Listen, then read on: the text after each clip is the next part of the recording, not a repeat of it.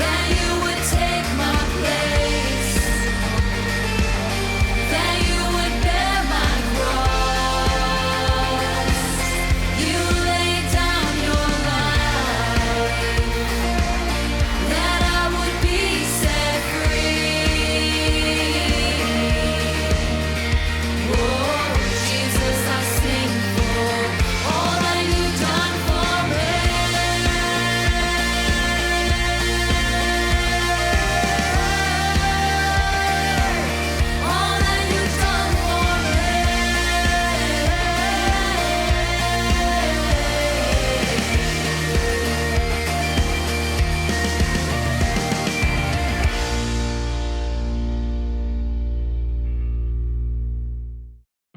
Welcome to another Story Lab. This week, we're talking about trust, while we look at the story of a man who had to dig himself out of a pretty big problem. Oh, and we're also going to be doing this. 3, 2, 1!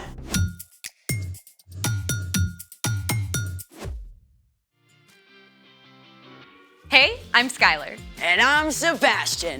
We're talking about trust, which is putting your confidence in someone you can depend on. Sebastian, do you trust me? Yeah, sure. Why are you asking? I read this thing online that you can fill up a plastic bag with water, stab through it with a sharp pencil, and ta-da! Nothing happens. The bag is leak-proof. Very cool. I mean, assuming you can trust the internet.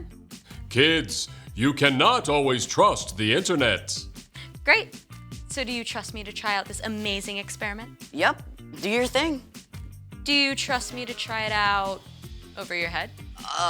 No, that's different. Trust, my friend. This better work. Let's make it. Top secure? Top secure. Pencil? Pencil? Who even uses pencils? Pencil? Sharpened? I got an idea. Oh, Sharpened. Take a seat. I feel like my life is flashing right before my eyes. Don't be dramatic. Drum roll, please. 3, 2, 1. You can open your eyes. Oh, wow. That worked. Let's see it. Nothing but graphite. This amazing miracle of nature brought to you by plastic polymers. Plastic polymers are molecules like a chain of beads. They're so flexible that when you stab through, they just push back toward the pencil and form a temporary seal. So there you have it. The polymers are trustworthy, and so am I. Great. Now, do you trust me? Why? Because I have a pencil too. Oh no. Oh, yes. Ready? Drum roll, please. 3, 2, 1!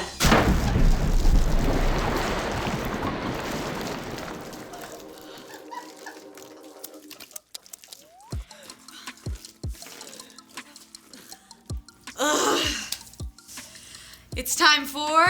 The story before the story. Today, we're in the very first book of the Old Testament, Genesis.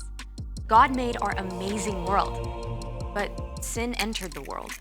People turned away from God and went their own way. But then, God picked one man, a guy named Abraham. And even though Abraham was like 90 years old and had no kids, God told him to look up. And God promised he would have more kids than stars in the sky. Yeah, and the entire world would be blessed through Abraham's family. And Abraham did have a kid, Isaac. Isaac just so happens to be the hero in our story. Hey everyone, I'm Erica. Hey, Erica.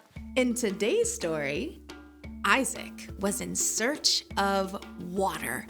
Isaac and his family and herdsmen lived out on the plains in the land of the Philistines. And for them, water was life. If they didn't have access to a good, clean well, they couldn't survive. Fortunately, Isaac and his family had some really great wells. They had plenty to drink, and their crops were growing well. Isaac seemed right on track to be living out the promises God gave his father, Abraham. Unfortunately, the Philistines who lived nearby and their king, Abimelech, became jealous of Isaac's success. They shoveled dirt into his wells, and he didn't have water anymore.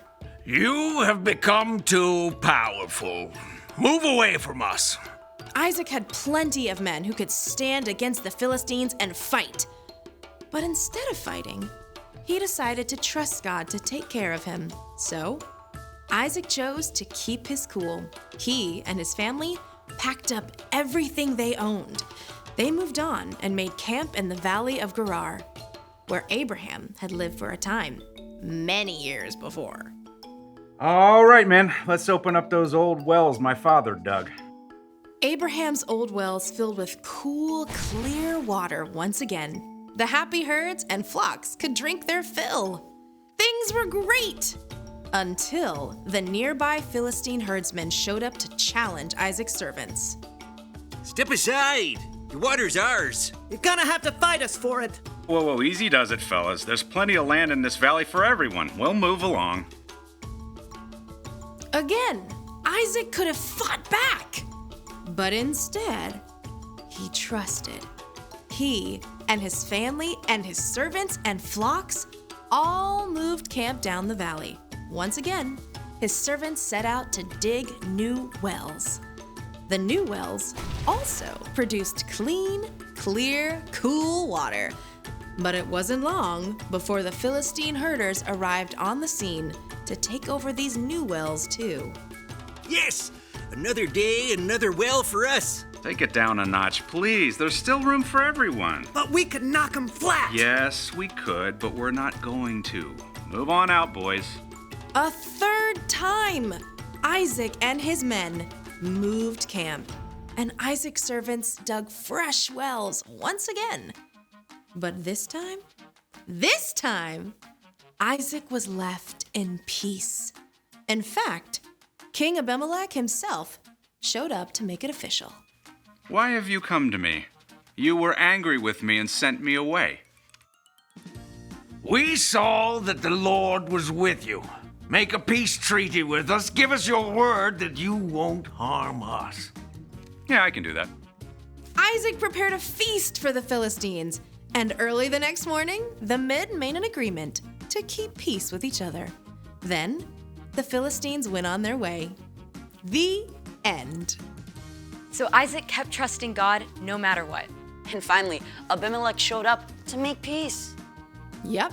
If Isaac had started fighting back, he might have been enemies with the Philistines forever. But sometimes God wants us to stand up, right? For sure. Trusting God can look a lot of different ways. For sure. So, what's our part in this story? Good question. You can trust God no matter what. For example, maybe you practice hard all summer to make the soccer team, but you don't. You can trust God that all your hard work matters, and God has a different place for you to fit in. Or you're starting at a brand new school. You can walk through those doors trusting that you are loved by God, and you will be okay, even if it takes a while to find your place.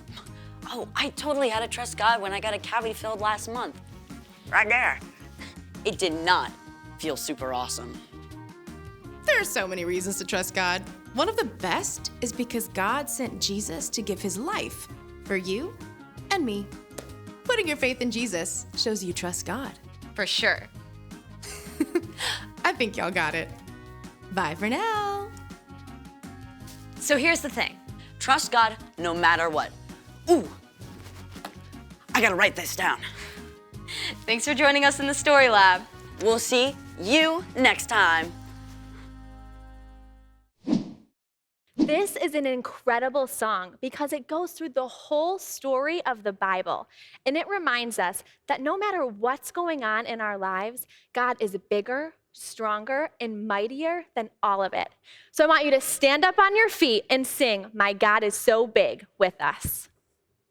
My God is so big